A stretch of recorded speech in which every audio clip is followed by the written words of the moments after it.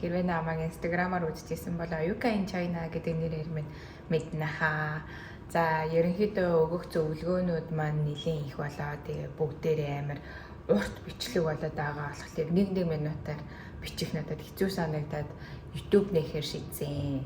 Тэгээ энэхүү сувгадаа болохоор хятадтай холбоотой тий сурлага, амьдрал, соёл, хийлгээ бүгднийг оруулна гэж бодож байгаа. Одоо би чинь бүр энэ чинь амьдраад бараг 10 гаруй жил болж байгаа болохоор өөрөө мэддэг бүх юмыг та бүхэндээ гой хуваалцъя гэдэг энэхүү вебсайт. Үгүй энэхүү YouTube-ээр нэхэр болсон.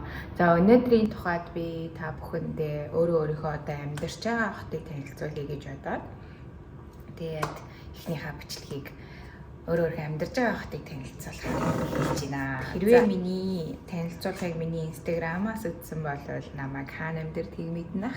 Хэрвээ мэдэхгүй бол би Ханчжоу хотод амьдардаг. За Ханчжоу хот нь болохоор Шанхайгийн яг хажууд байдаг. Ерөнхийдөө Хятадын өмнө хэсэгт оршдог. За тэгээд ерөнхийдөө нэг 100 өмнө хэсэгт нь оршдог тийм хот байгаа. Тэгээд ерөнхийдөө монголчууд бас нэлийн сүүлийн жилүүдэд их ирж байгаа, их сурахаар ирж байгаа тийм бас нэлийн хөгжсөн хот байгаа. Хүн ам нь болохоор нийт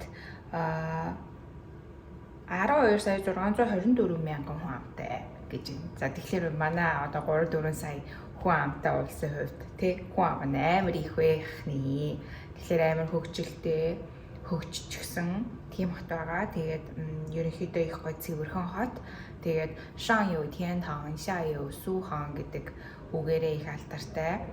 За энэ юу гэсэн үг вэ гэхээр дээр тэнгэр байдаг бол доор Ханчжоу болон Сужоу байдаг гэж байгаа байхгүй юу. Тэгэхээр яг Деважинтай зөөрлүүлж энэ хотыг ингэж хэлж байгаа гэсэн үг. Тэгэхээр Деважин шиг тийм сайхан хот байх нэ.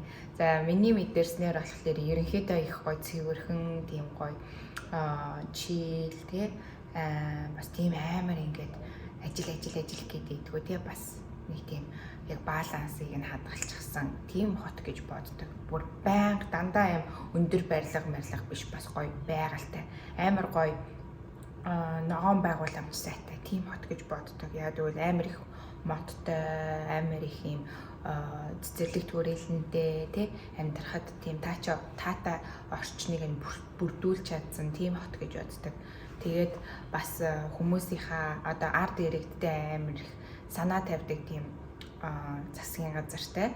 Одоо жишээлх юм бол одоо энэ хотын иргэд нь Ханчжоу хот дотроо нэг юм улаан дугуй байдаг. Тэрийг болохоор 30 минут өнгөө унах хэрэгтэй. Тэгэнгүүтээ Ханчжоу дээрж ажиллах гэж байгаа шинэхэн төгссөн Ханчжоу дээрж ажиллах гэж байгаа сурагчд бас одоо төрийн тэтгэмж гэх юм уу тийм зүйл бас өгдөг.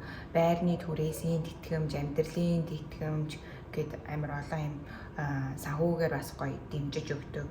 Тэгээ бас үүнээс гадна ер нь юм жижигхэн хотхон бүр нэг юм жижигхэн номын сантай одоо сурдаг хүүхдүүд ахын бол хүүхдүүд маань тийш очиод одоо тэнцээ хандуулсан номнуудаас нь ингээ үзэж болно, тэнцээ суугаад хичээлээ хийж болно.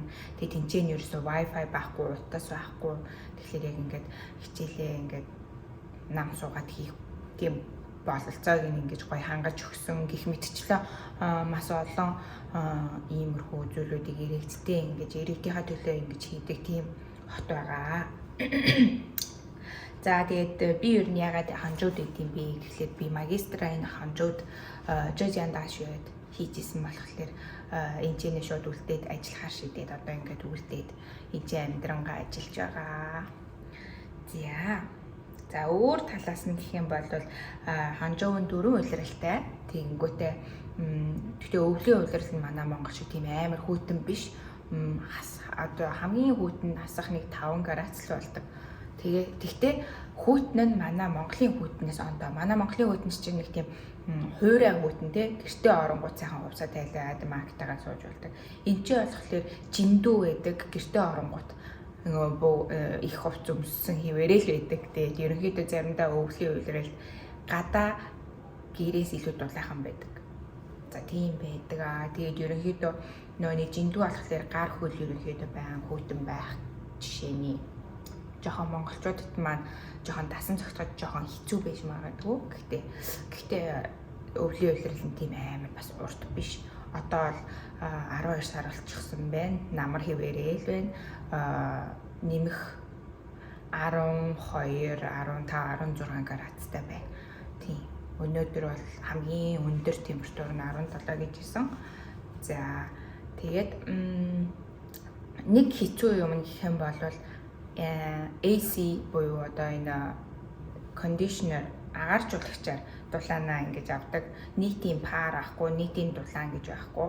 Тэгэхээр ер нь жоохон AC-гээр ингэж дулаанаа авдаг. Өвөлч гэсэн AC асааж гэрээ дулаацуулдаг болохоор жоохон заримдаа тасгүй хүмүүст хэцүү. Жишээлбэл би ингээд AC асаангууд ингээд нүүр амуулаагаад жоохон халуун түгээ жоохон хэцүү байдаг. Тэгэхээр би аль болох AC-гээ асаахгүй байхыг хичээдэг. Гэхдээ асаахгүй болохоор даарж хүчих гээд жоохон нэг тиймэрхүү байдаг. Гэхдээ тэгээд болгоогоо л ягаа. За бусад юмнууд гэх юм бол за Ханчжоу Шанхайтай амар ойрхон тэгэнгүүтээ хурдны галт тэргээр нэг 40 минут явбал ирчдэг. Тэгээд нэг 70-80 юаны л төлбөртэй байдаг одоо хурдны галт тэргийнх нь төлбөр. Тэгэхээр Шанхай руу их очино, Шанхайгийн хүмүүс ч гэсэн их ирнэ. Тэгээд ер нь би бас өмнө Шанхайд амьдарч байсан. Шанхайд байр маягийн түрээсний үн нэлээд өндөр. Тэгээд ер нь бол өртөг өндөр. Энд ч болохоор байрны түрээс нь арай хямдхан. Гэхдээ ер нь бол одоо хүнс хүмүүсийн үн нь бараг л адилхан. Гэхдээ ерөнхийдөө бол энэ ч арай хямдхан даавардаг. Гэхдээ хөгжил нь болохоор надад болохоор энэ ч арай шинэлэг. Одоо шинэ хөгжиж яваа, босч яваа тийм хот. Шанхай болохоор аль хижээний хөгжчихсөн, босчихсон. Тэгээд метро эдгээр нь жоохон хуучин санагддаг. Шанхайгийн болохоор Ханчжоугийн болохоор амар гоё шинэдэг. Тэр нь надад их таалагддаг. Гэхдээ би Шанхайг муулж байгаа биш. Шанхай ч гэсэн гоё. Зөндөө олон гоё одоо эртний Европын барилгатай. Тийм ондоо л доо ер нь бол ондоо. Тийм Ханчжоу нь болохоор ерөнхийдөө шихүү, баруун нуур, араа алдартай тий. Тэгэнгүүтээ шихүү лунжийн цаа гэж байгаа нэг ногоон цай байгаа. Тэрнгээрээ бас их алдартай. Тийм нэг тийм сайхан тайван хот байна. За тэгээд ер нь Ханчжоугийн талаар өөр илүү ихийг мэдхийг хүсвэл бүгдээрээ доор коммент хийж болно. Тэгээ өөр цаашдаа үзхийг хүсэж байгаа, мэдхийг хүсэж байгаа сэдвүүд байх юм бол доор коммент үлдээгээрэй. За тэгээд subscribe хийгээрэй, лайк дараарай, коммент үлдээгээрэй. Тэгээд бүгдээрэнд нь баярлалаа. Дараагийн бичлэгээр уулзцгаая. Bye bye.